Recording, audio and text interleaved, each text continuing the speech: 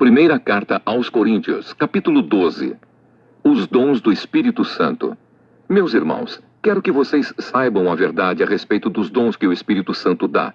Vocês sabem que quando ainda eram pagãos, vocês eram desviados de várias maneiras para a adoração dos ídolos, os quais não têm vida.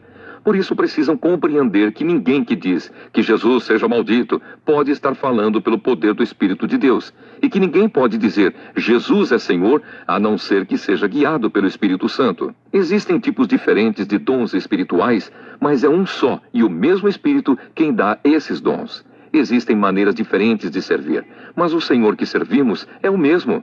Há diferentes habilidades para realizar o trabalho, mas é o mesmo Deus quem dá a cada um a habilidade para fazê-lo. Para o bem de todos, Deus dá a cada um alguma prova da presença do Espírito Santo.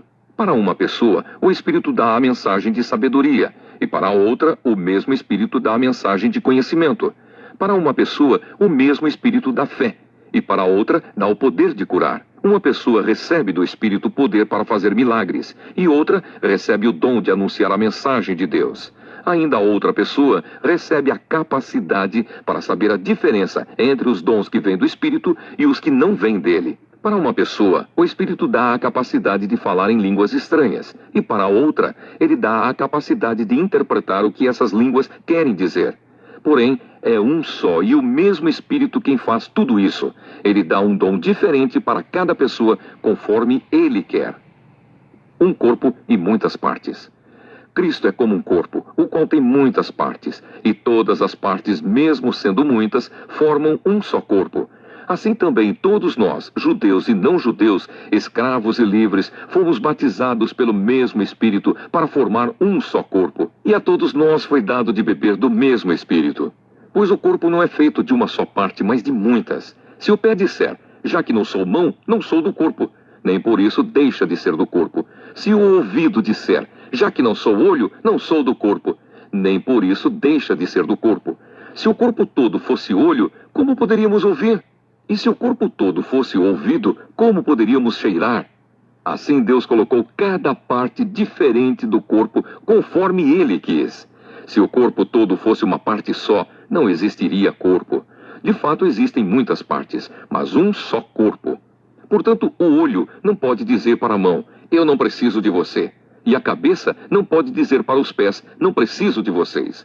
O fato é que as partes do corpo que parecem ser as mais fracas são as mais necessárias. E aquelas que achamos menos honrosas são as que tratamos com mais honra.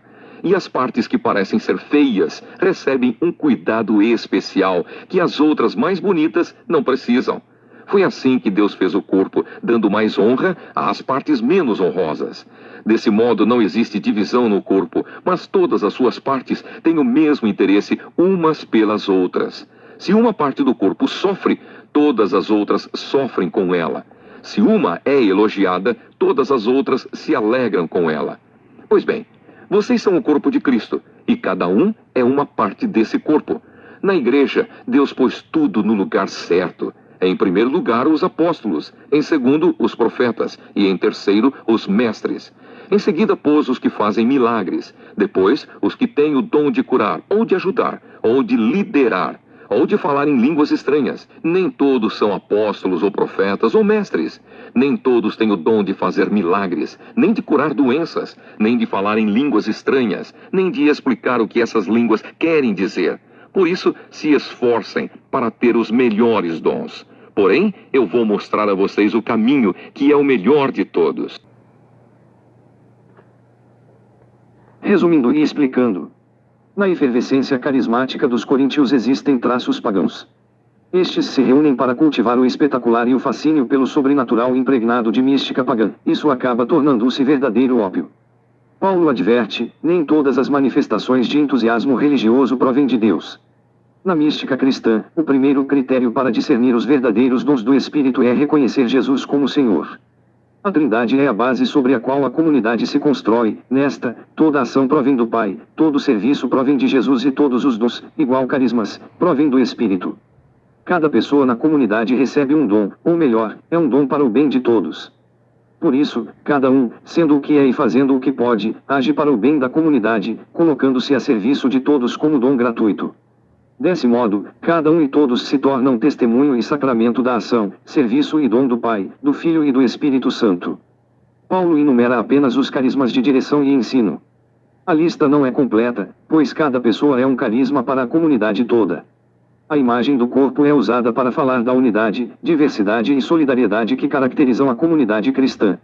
Esta é una, porque forma o corpo de Cristo, dado que todos receberam o mesmo batismo e o mesmo Espírito, que produzem a comunhão e igualdade fundamental.